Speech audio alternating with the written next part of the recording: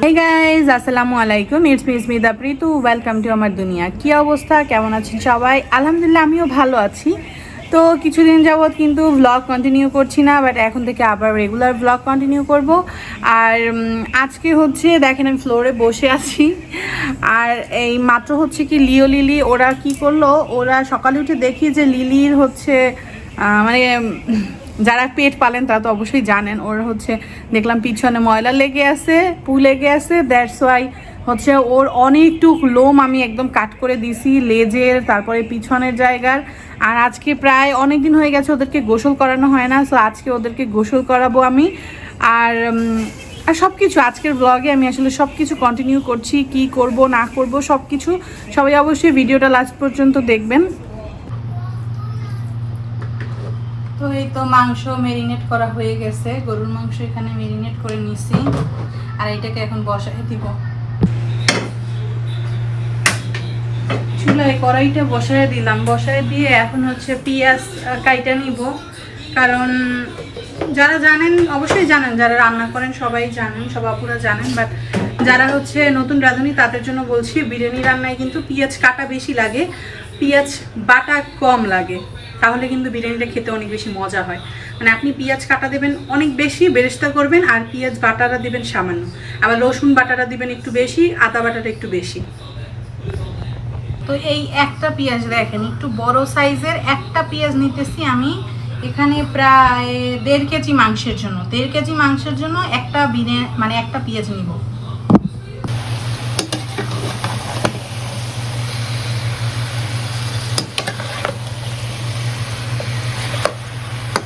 আমি বিরিয়ানি মশলা, তারপরে হচ্ছে মরিচ গুঁড়া, এগুলো দিয়ে কিন্তু মাংসটাকে ভালো করে নেড়ে ছেড়ে ভেজে নিব। বাটা মশলা এখন দেবো না, বাটা মশলা দিব অনেকটুকু সময় পরে। আর এই মাংসটা যখন আমি কিছুক্ষণ ঢেকে রাখবো না, তখন এই মাংস থেকে কিন্তু অনেক পরিমাণ হচ্ছে পানি বের হবে। ঢেকে দিলাম মাংসটাকে। আরও মাংস আছে, প্রায় 3.5 কেজির মতো মাংস আনছে। তো 1.5 কেজির মতো মাংস রান্না বসাইছি বিরিয়ানির জন্য, আর এইটা হচ্ছে ঝাল মাংসের জন্য। সজীব আল্লাহ আমি জানি না এত বেশি গরুর মাংস পছন্দ করে, যত নিষেধ করি আমার কথা শুনে না, খালি গরুর মাংসই কিনে সে। একমাত্র গরুর মাংস কিনতেই তার কোনো অনীহা নাই। এই যে এখানে প্রায় 1.5 কেজির মতো মাংস আছে, দেখেন এইটাকে করব হচ্ছে ঝাল মাংস রান্না করে রাখবো। দেখেন পানি বের হওয়া কিন্তু শুরু করে দিছে মাংস থেকে। তো ঢেকে রেখে দিই, তা 10 মিনিটের জন্য নিভা জালে এমনি করে ঢেকে রেখে দিব। দেখেন আয়াতের অবস্থা, আয়াতের চুল আজকে পর্যন্ত একদম সোজা আছে। এখন কালকে বিকেলে স্কুল থেকে আসার পরে ওরে গোসল করাই দিব, তারপর বলতে পারবো যে কি সিচুয়েশন হয়। আর ওই যে দেখেন সারাদিন ওই যে কম্পিউটার নিয়ে এসে বসে থাকে, কি করব আমি জানি না। মানে যদি 1 মাস তাকে ফোন কম্পিউটার ছাড়া রাখি, পরের মাসে আবার সে অতিরিক্ত ফোন চালাবে, ভিডিও চালাবে। তার একটা ইউটিউব চ্যানেলও আছে গাইজ, অ্যান্ড তার ইউটিউব চ্যানেলের ভিডিও, একটা ভিডিওতে তার 10K ভিউজ হয়েছে মাশাল্লাহ। সবাই ওর জন্য দোয়া করবেন যেন ওর ইউটিউব চ্যানেলটাও হচ্ছে গ্রো করে। আর ও হচ্ছে কার্টুন নিয়ে কাজ করে। তো 10 মিনিট পরে রেস্ট নিয়ে আবার রান্নাঘরে আসলাম। আজকে আমি অনেক টায়ার্ড গাইজ, রোজায় ধরে রাখছে আমারে, রোজায় নড়তে চড়তে দিতেছে না। তো টেক্সচারটা সুন্দর বেরোইছে, বাট আরও পানি ছাড়বে, তাই না? দেখেন রাঁধুনিয়া পুরো জানায়েন, আরও পানি ছাড়বে না, আরও 10 মিনিটের জন্য ঢাকা দিয়ে রাখি। তো যেহেতু টক দই সজীব আনে নাই, আর সজীব গেছে NSK-তে, এখন হচ্ছে আমি দেখি পানি গরম দিয়ে নিতেছি, কারণ বিরিয়ানির মধ্যে কিন্তু গরম পানিটা, মানে মাংসে, যে কোনো মাংস রান্নার ক্ষেত্রে গরম পানি যদি দেন তাহলে তাড়াতাড়ি সিদ্ধ হয়ে যাবে। এই চা চামচ দিয়ে এখানে হচ্ছে চা চামচের 4 চামচ গুঁড়ো দুধ দিলাম। এখন এই যে গরম পানি দিয়ে দিতেছি। যেহেতু দই দিতে পারতেছি না, আমার যখন বাসায় দই আনা হয় না বা দই থাকে না ঝটপট বিরিয়ানি রান্নাতে, আমি কিন্তু এভাবে গুঁড়ো দুধটাও ইউজ করি। টেস্টের কিন্তু কোনো কম্প্রোমাইজ হবে না, তাতে ভাববে না যে টক দই না দিলে হয়তো বা টেস্টটা ভালো আসবে না, এমন কিচ্ছু না। তাও যদি আপনার মানে সন্দেহ কাজ করে, সেক্ষেত্রে এই যে দুধটা বললাম এর মধ্যে বেশি না, চিপে 2-3 ফোঁটা হচ্ছে লেবু দিয়ে দিবেন, হয়ে যাবে টক দই। বা ভিনেগারও দিতে পারেন লেবু না থাকলে। 10 মিনিট পরে চলে আসছি। দেখেন, যেহেতু আমি এখনও পেঁয়াজ বাটা, রসুন বাটা, আদা বাটা এগুলো দেই নাই, যার জন্য কিন্তু পানি খুব একটা বের হচ্ছে না। এবার আমি এই যে গুলে রাখা দুধটা দিয়ে দিলাম। এখন ভালো করে একটু নেড়ে চেড়ে দিই।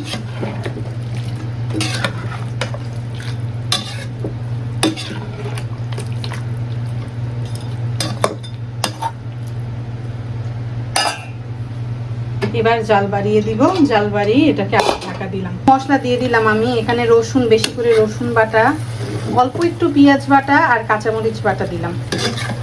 এখন দাঁড়ান ভালো করে মিক্স করি। আদাও দিব। আদা আমি ব্লেন্ড করি নাই, কারণ আদা সবসময় আমার ফ্রিজে আমি কিউব করে রাখি। দেখেন 2টা কিউব আদার, এটাও দিয়ে দিলাম। এবার এই যে ব্লেন্ডের গরম পানি দিলাম, কিন্তু ঠান্ডা পানি কিন্তু ভুলেও দিবেন না, তাহলে কিন্তু বিরিয়ানির মাংস সিদ্ধ হইতে অনেক টাইম লেগে যাবে। ঠান্ডা পানি দেওয়া যাবে না।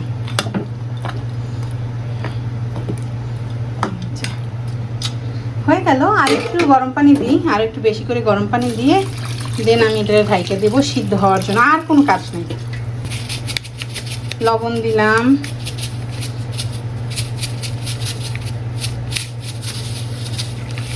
লবণটা একটু বেশিই দিবেন, যেহেতু পরে চাল মিক্স করবেন। আমি আর চালে লবণ দিই না, আমি যা দেওয়ার মাংসের মধ্যে দিয়ে দিই।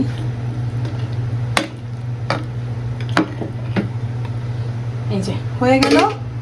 এখন ঢাকা দিয়ে জাস্ট এটাকে শুধু সিদ্ধ করতে থাকবো।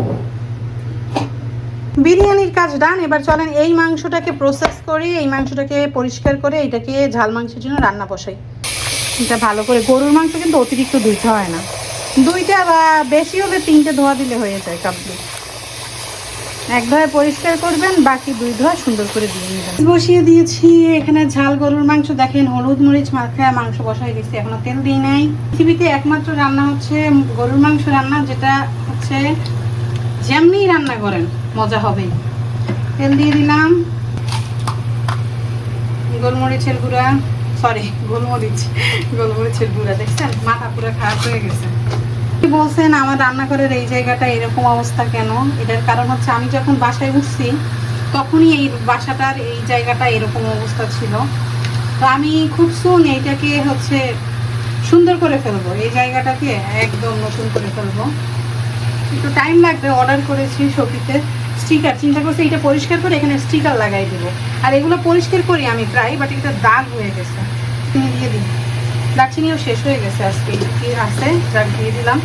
আজকে রান্না পারফেক্টলি হবে, সমস্যা নেই। এইখানে এই যে দেখেন বিরিয়ানির জন্য মাংস নাড়াচাড়া দিয়ে দিই, তাই না? বলো উঠতেছে মাশাল্লাহ। কালারটা কিন্তু খুব সুন্দর আসছে মাশাল্লাহ, তাই না? দেখেন এখন পাতলা মনে হইতেছে না অনেক, বাট এই ঝোল যখন টেনে যাবে তখন এই পাতলা বাবার থাকবে না,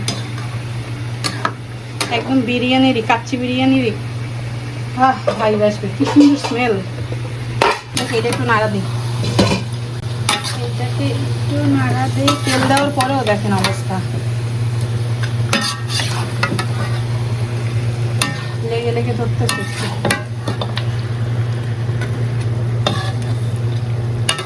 আমি কিন্তু পেঁয়াজ কিচ্ছু দিই না, জাস্ট গরম মশলাগুলো, আস্ত গরম মশলা দিছি আর হলুদ আর মরিচ দিয়ে জাস্ট মেরিনেট করে রাখছিলাম, ওইটা এখন ভাজতেছি। এটা যখন ভালো মতো ভাজা হয়ে যাবে, দেখেন আটকে ধরছে, ভালো মতো ভাজা হয়ে যাবে যখন, তখন কাটা পেঁয়াজ, বাটা পেঁয়াজ, রসুন সব কিছু দিয়ে দিব। বাই দ্য ওয়ে আর একটা কথা, সেটা আমি আদা যে পেস্ট করা থাকে না, আদা পেস্টটাও কিন্তু দিয়ে দিই সাথেই। মানে মাংস ভাজার সময় আদা কাটা বা আদার বাটা দিয়ে দিবেন, তাহলে ওই ভাজার মধ্যেই মাংসের মধ্যে একটা সুন্দর আদার স্মেল ঢুকবে।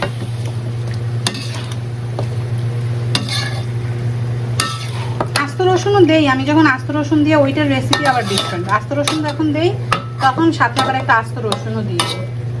একটু ঢাকা দিয়ে রাখি গাইস, তখন দিলাম ঢাকা।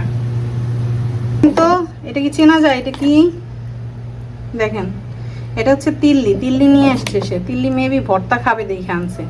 তিল্লি ভর্তার রেসিপিরও একটা ভিডিও আমি করব, আমি ভ্লগ ভিডিওর মধ্যে দিয়ে দিব কিভাবে করতেছি। আচ্ছা এই ফ্রুটসটাকে দেখেন সবাই, বের আরে বাবা, এই যে দেখেন এটা কি ফ্রুটস বলেন তো? ম্যাঙ্গোর মতো না দেখতে অনেকটা? ছোট্ট ম্যাঙ্গোর মতো। এটা কিন্তু ম্যাঙ্গোই আসলে, জানেন? এটার নাম হচ্ছে চেরি ম্যাঙ্গো। ছিল রুমের দরজা লক করে রাখছে। এই খুলো। আমার এত বেশি পায়ে ব্যথা করতেছে, অনেকক্ষণ থেকে, সে সকাল থেকে দাঁড়িয়ে। বিছানায় উঠে আমাকে একটু পায়ে পাড়া দিয়ে দাও, আসো তাড়াতাড়ি। হচ্ছে আয়াতের সাথে, আয়াতকে তো হচ্ছে চুল স্ট্রেট করাইলাম, মানে রিবন্ডিং করাইছি, আর তার সাথে আমি একটা পেডিকিউর নিয়েছিলাম। তো ওই ব্লগটা যারা দেখেন নাই দেখে আইসেন। যারা মালয়েশিয়াতে থাকেন তারা কোথায় গেলে সস্তায় হচ্ছে আপনারা সেলুনের সার্ভিস নিতে পারবেন, পেডিকিউর ম্যানিকিউর থেকে এভরিথিং। ওই ভিডিও দেখলে কিন্তু আপনারা পেয়ে যাবেন যারা কুয়ালালামপুরে থাকেন। তা আমি একটু এখন আয়াতকে দিয়ে পায়ে পাড়া দেওয়াবো, যেহেতু আমার ওয়েট বেশি। অনেকক্ষণ কাজ করতে করতে, সেই সকাল থেকে কাজ করতেছে, প্রচণ্ড পায়ে ব্যথা করতেছে আমার। দেখতে পাচ্ছেন না এই দেয়ালে এই যে দাকি লেখা, এগুলো আয়াত করছে যখন আয়াত ছোট ছিল, আরো 2-3 বছর আগে। 2 ইয়ার্স না, তখন তুমি 4 ইয়ার্স ওল্ড ছিল। আমি জানি না কিভাবে ইংলিশ স্পেল করতে। তো তখন আয়াত হচ্ছে এগুলো লিখছিল, দেখেন ABCEF কি কি লিখছে, নিচে কার্টুন ড্র করছিল ওই সময়টাতে। তো আমরা খুব সুন, আমার প্ল্যান আছে যে হচ্ছে বাসার কালারটা করব। ওই মানে ময়লা হয়ে গেছে, দেখেন দেয়ালগুলো ময়লা হয়ে গেছে। এই এখানে একটা টি ড্র করছি, টি। একটা টিও ড্র করছে। আমি সব কিছু এখানে বাংসি টানছি। তো ফাইনালি আপনাদের ভাইয়া ইফতারে নিয়ে চলে আসছে। আজকে আমাদের মানে বলে না যে প্রতিবেশীদেরকেও হচ্ছে ইফতারি পাঠাইতে হয়, তাই হচ্ছে আমাদের এক প্রতিবেশী আত্মীয়কে হচ্ছে, প্রতিবেশী বলা যায় না, ওরা থাকে 18 তলায়, আমরা থাকি 9 তলায়। তাই তারপরও ওদেরকে হচ্ছে ইফতারি পাঠাবো, এই জন্য অনেক ইফতারি এটা কিনে আনছে। আর এগুলো আপনাদেরকে দেখে একটু বের করি। এটা কি আল্লাহ জিলাপি, দেখেন গাইস, খেয়ে ফেলবো। হ্যাঁ, যেহেতু মেহমানকেও দিতে, মানে সরি ইফতারি পাঠাবো ভাবির বাসায়, পাশের বাড়ির ভাবি, সবাই দেখি খালি ভিডিও বানায় পাশের বাড়ির ভাবি। 1 2 3 4 5 6 7 8 পাশের বাসার ভাবিকে ইফতারি পাঠানোর জন্য আপুরা ভাইয়ারা এই যে দেখেন ইফতারি রেডি হয়েছে। এখানে বেগুনি ভেজে রাখছি, সরি আপনাদের ভাইয়া নিয়ে আসছে। এখানে হচ্ছে বেগুনি, এটা হচ্ছে কি জিলাপি, এখানে হচ্ছে আলুর চপ আর পেঁয়াজু আছে। তরমুজ নিয়ে আসা হয়েছে একটা স্লাইস, ছোলা আনছে, আপেল আনছে, ডেজার্টও আছে এখানে। এই মালাই ডেজার্টগুলো খেতে অনেক মজা, আমার ভীষণ রকমের পছন্দ।